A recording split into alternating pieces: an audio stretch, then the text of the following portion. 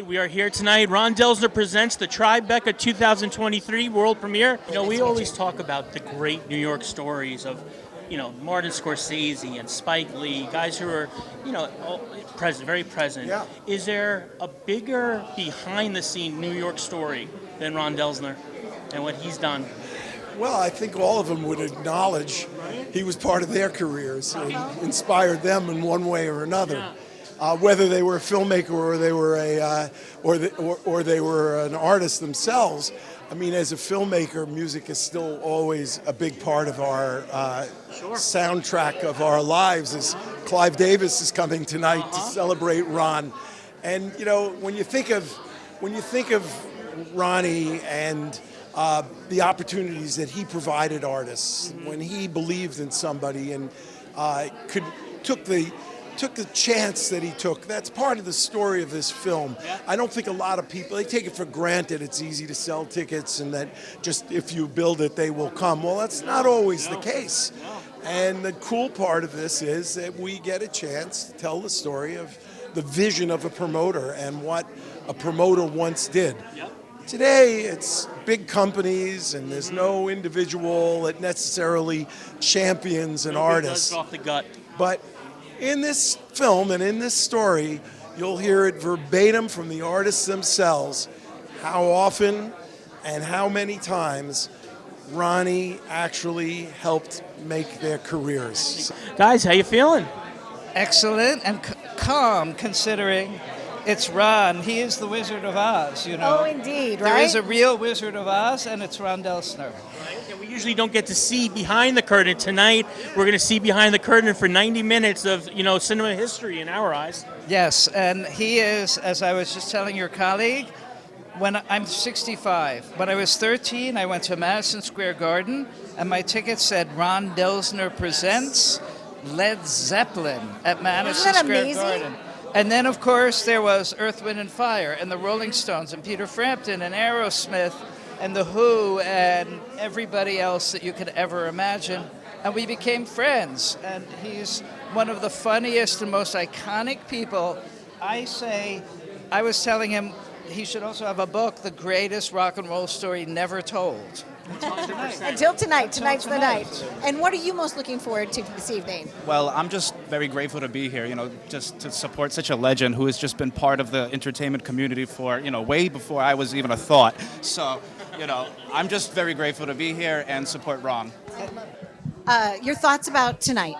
Well, I've known Ron, and I knew who he was before I ever knew who he was. He was a legend long before I met him. And Jake, the director, is a friend. His whole family, I'm friends with the whole family. So I couldn't be more proud of him. And so, yeah, I'm here to support Jake and celebrate Ron's incredible life. Now, Jake is quite the filmmaker. We got a chance to talk to him earlier. Yeah. Is this something that you always knew in Jake this is like who he was going to grow up to be? I knew that he loved movies, you know, that whole family is so incredibly creative. You know, Mickey Sumner is a great actress, and you know, I wonder where it comes from. I wonder where it comes from. Your thoughts tonight on Jake's film and on Ron? I met Ron Delsener in 1990, and there's probably no more wonderfully iconic, charismatic individuals that ran the music business, you know, outside of being on stage, than him. And he's got a lot more class than a lot of people on stage. He's something else. He is just something else all these years. It's fantastic. It seems like a big, happy family reunion of some sort tonight because Harlan and I have been here on the carpet and it's great. I mean, it is a happy reunion. You know, Ron has been in Jake's life all his life. Yes. Sorry, and I think that he's been a huge admirer of this quintessential New York figure, and then Jake, you know, sort of looking into the archives of everything that Ron's done. And he's one of the great entrepreneurs. And of course, sort of like can show us in this film, Ron Delsener Presents, how the music industry, and Chris will speak to this, how it has really transformed and changed so radically and dramatically since the Live Nation, etc. And so it charts a very specific time in modern music's history. And Now it's about numbers and likes and streams and this and that. There's so few promoters who promote with their gut, like Ron always did. Can you just reminisce with me your first Ron Delsener experience? No, it'd be too obscene. Well played, but However, you know, what's so interesting, if we look at globally what Live Nation has done Yes. for the whole world, Ron Delsener was doing this for New York. He was taking like the hodgepodge-ness of rock and roll or jazz and taking Miles Davis and having him open for blah, blah, blah, blah, blah. And he was doing his own funnel for music in New York City. How people in New York City should be indebted to him when it comes to music is legendary. So incredible. It's exciting. It's an exciting night, and we thank you so much. And I just have one other question. Did you get to have like a sneak peek? Did Jake say, "Hey, take a look at this"? I did, yes, I have. What Yeah. was your thoughts? Oh, I think it's wonderful. Yeah. I mean, for all demographics, this is going to work. Absolutely. Or everyone's favorite band. All the interviews are like just really iconic interviews. I'm so proud of him. Right. Once again, it's Ron Delsener Presents. We're here live at Tribeca 2023 for the world premiere, and we're with none other than the man himself, Jake Sumner. How are you, pal? Guys, Do you have a dance? Like, do you like kind of like a happy dance? You know, like they do in football. Right now? No, yeah. Not really. You don't Something. want to see it right No, now. I want to see your happy dance. Okay, like when somebody makes a touchdown, you know, like they hot dog Like it, this? right? Yeah, that's good. Right? Oh yeah, little Travolta action going on. Go ahead. So, you're telling the story of a man who literally has introduced hundreds of millions of people to music, the gift of music and live concert. How do you encompass all of that experience into an hour and a half picture? I mean, you can't really. Right. You know, you can do your best, and I think we found sort of the stories that we felt worked for the film, but there's no way to a guy with a career that big. There's no way to squeeze it into 90 minutes and do it justice. So I think we sort of found the stories where we felt like the archive was strong, where we could have secondary interviews with other people that were there, some of the artists that were involved, and that Ron had a good recollection of, because he's been involved with like every show in New York ever. So it's you can't make that movie. That movie would last for years, I think. He tried to calculate how many shows he's been part of, and his every show he's ever done exists in an attic in a filing cabinet, and it's in the film, and it's a huge room. Yeah. And it's filled with these files of shows that Ron did, and there's thousands and thousands of them. That's incredible. Now, you're quite an accomplished filmmaker beyond this. You did another documentary with somebody so dear to me, Brian Donnelly, Cause. Oh, well, that's coming up. That's the next coming one. up, right? That's the next one, yeah. So can I get a little sneak peek? I mean, that's another thing. How do you take something as beautiful as visual art that means so much to so many people, and transfer that into story? Well, Brian is an old friend. We worked together a long time, and hey, Meryl, hey, how you doing? And I just feel like Brian is ripe to have his story told, and is the most probably the most visible artist in the world today.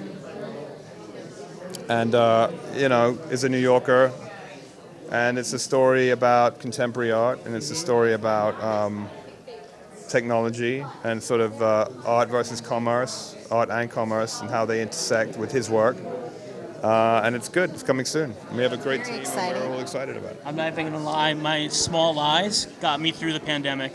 And then the collection just grew from there. Oh, wow. Cool. Yeah. So, well, let Brian wait know. for that. Yeah. You shared a personal story that you had with Ron because when you were a young boy, he gave you tickets to see the Knicks. Was it the Knicks or what Knicks, team?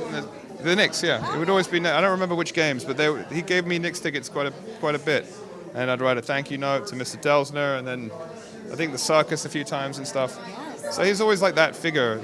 Like we didn't, and then you'd see him at shows and shake his hand, and he was just funny and nice with kids. Good, yeah. So I knew him from that, and then but as I got older, I got to know him more. He's got a great personality. So do you. Happy journeys to you, and congratulations. I'm like, really, this was your first time at Tribeca, right? Yeah. So we're celebrating you. Yeah. So now we can do that dance that you were talking about, like the John Travolta There we go. imitation. Thank you so much. Thank Happy you. journeys. Enjoy your night. Thank you. So nice to meet you. Thanks, guys. Okay. Harper, where are you? I'm with the Tribeca Film Festival right now, and you guys are with People Magazine here. And there's a guy here with a fake head of hair. Looks like a Carvel or something like that. And he wants you to come over here. And who are you guys to? Me, Donna Drake. Oh, and Donna Drake show is here. And then, we'll get your over here, Harper. Wait a minute. We're on the red carpet. Can we get Harper Simon in the red? He's not here. He wants to come back here. So Sparky, what's your favorite Ron story? I'm asked. I don't know. Took me to the Apollo Theater to see the Temptations, and they were all dressed in cowboys, see? And they were green cowboys, and they were dancing, and a guy comes over to me and grabs my throat. He says, "Are you with Sparky?" I said, "Yes." Sparky owes me $300. I said, and I reach in my pocket. Here's the $300. Have a good day. Have a good day. Thank you, and good night. Hello, and how are you? And congratulations. So do you want to stand between us? I didn't die yet. I know, that's good. I didn't die yet either. Wait, let me check, Ron. I don't know. Yeah, I still got a pulse. I'm going to have a great funeral. You know, when Louis Armstrong died, I went to his funeral, and it was in an armory on 67th Street and Park Avenue. And they had him laid out there. And for 3 days, we went around to see his in a box. Louis Armstrong was one of the greatest acts I've ever met. I put him in the Central Park. I put everybody acts in Central Park for $1 a ticket. In those days, you could see anybody for $1 ticket. That's all I wanted to make. I made $32,000 a year, but I was happy at $1 a ticket, and everybody came. I mean, everybody came. Leonard Cohen, everybody. Everybody played that. Otis Redding. There's a whole bunch of people. I've never written about this, but I have all this stuff. All the stuff, the T-shirts, the tickets, the laminates. You have a museum, I heard. It's your own museum, but it's your real stuff, right? It's a lot of crap. People like They do. It's such an honor. Your life story on film tonight.